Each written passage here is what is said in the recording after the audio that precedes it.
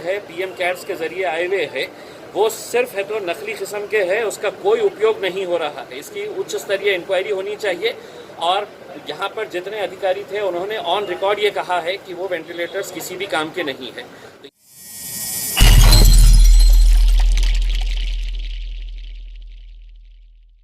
बहुत अहम मुद्दों के ऊपर आज के दिन चर्चा हुई है, जिसमें सबसे अहम मुद्दा ये है कि यहाँ पर हमको हर मीटिंग के अंदर ये बताया जा रहा है कि कितने वेंटिलेटर्स औरंगाबाद के हॉस्पिटल्स के अंदर आए हैं करके, और ये आंकड़ा दिखाया जा रहा है। आज का आंकड़ा ये था कि 411 के करीब वेंटिलेटर्स यहाँ पर लाए गए हैं। सवाल ये है कि क्या वो काम करने वाले वेंटिलेटर्स हैं?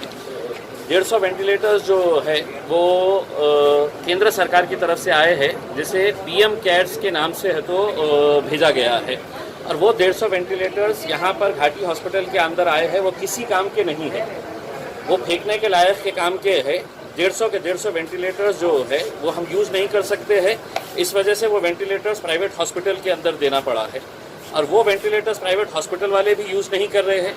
यानी कि ये वेंटिलेटर्स जो प्राइम मिनिस्टर फंड के पास से आए हैं, पीएम केयर्स के जरिए आए हुए हैं, वो सिर्फ है तो नकली किस्म के है, उसका कोई उपयोग नहीं हो रहा है। इसकी उच्च स्तरीय इंक्वायरी होनी चाहिए और यहाँ पर जितने अधिकारी थे उन्होंने ऑन रिकॉर्ड ये कहा है कि वो वेंटिलेटर्स किसी भी काम के नहीं है। तो ये 150 वेंटिलेटर्स आए क्यों, किसने भेजा है, कहाँ से आए हैं, इसकी पूरी जानकारी होना बहुत ज़रूरी है।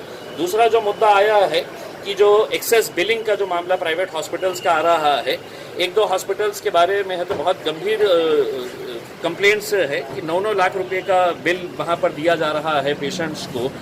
हमारे पास भी कुछ ऐसे आंकड़े आए हैं, हमने उनको दिया है कि डिटेल के अंदर इसकी इंक्वायरी करके वो हॉस्पिटल के ऊपर जो भी कार्रवाई होनी चाहिए वो सख्त से सख्त। कौन से हॉस्पिटल है? एक तो जो अंबादास दानवे साहब ने जो किया है, और मेरे पास भी जो आया है गजानन हॉस्पिटल के बारे में है कि कई लाख रुपये के वो बिल्स बना रहे हैं करके। तीसरा मुद्दा ये है कि जो घाटी के अंदर जो इंटर्न्स जो काम कर रहे हैं उन्हें महज 10 या 11 हज़ार रुपये दिया जा रहा है।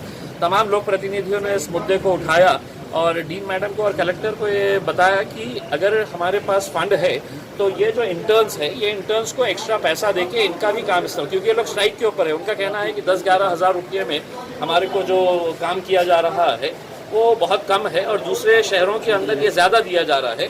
तो ये फैसला लिया गया है कि ये इंटर्न्स को भी ज़्यादा पैसा देकर है तो यहाँ पर उनको काम पर लगाया जाएगा। सर, नमाज के बारे में कुछ छूट नमाज के ताल्लुक से है तो ये सरकार नहीं, जो उलमाए किराम है उन्होंने फैसला करना है कि वो क्या करना चाह रहे हैं, कि वो कहाँ पढ़ना चाह रहे हैं और कैसे पढ़ना चाह रहे हैं, क्योंकि ये सबकी जिम्मेदारी है और उलमाए किराम जो भी फैसला लेंगे मेरे हिसाब से एक अच्छी बात रहेगी। दूसरा, हमने सरकार से ये सवाल किया है कि 1 महीना हो गया है कि मुख्यमंत्री साहब ने कहा था कि हम रोज़ी चली गई तो चलेगा लेकिन रोटी नहीं जाने देंगे। तो कितने लोगों को रोटी दिए है करके ये आंकड़ा हमने पूछा है कि कितने रिक्शे वालों को 1500 रुपये मिले हैं, कितने मजदूरों को 1500 रुपये मिले हैं।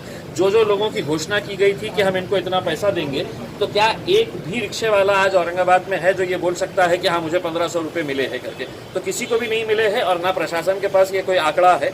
उन्होंने कहा है कि हम अगले मीटिंग तक है तो इसका आंकड़ा लेकर हम बताएंगे। तो सवाल ये है कि एक तरफ आप रोटी दे नहीं रहे हैं और जो रोटी कमा रहे हैं रोड के ऊपर तो उनको सील कर रहे हैं। तो ये जो गलत तरीके का जो काम चल रहा है, मैं लोगों से ये अपील करूंगा कि अब महज 3-4 दिन बचे हुए हैं, अपने तौर के ऊपर आप पूरी एहतियात बरतते हुए आप अपना काम जारी रखिएगा उसमें। लेकिन ऐसा नहीं होना चाहिए एक दुकान के अंदर है तो आप 50-50 लोगों को अंदर ले रहे हैं करके।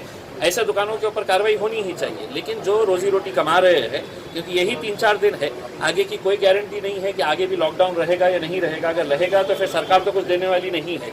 यही पीरियड के अंदर जो दुकानदार छोटा मोटा कुछ कमा रहे हैं उनको कमाने का मौका दिया जाए। हम इस तरह से प्रशासन को और पुलिस को दोनों को भी ये विनती करते हैं और दुकानदारों से अपील करते हैं कि सारी एहतियात बरतिए। लोगों से ये अपील करते हैं सारी एहतियात बरतते हुए इतने अच्छे तरीके से पूरा रमज़ान का महीना निकाले हैं, 3-4 दिन भी वैसे ही निकाल लीजिएगा। ईद मुबारक बहुत सबको।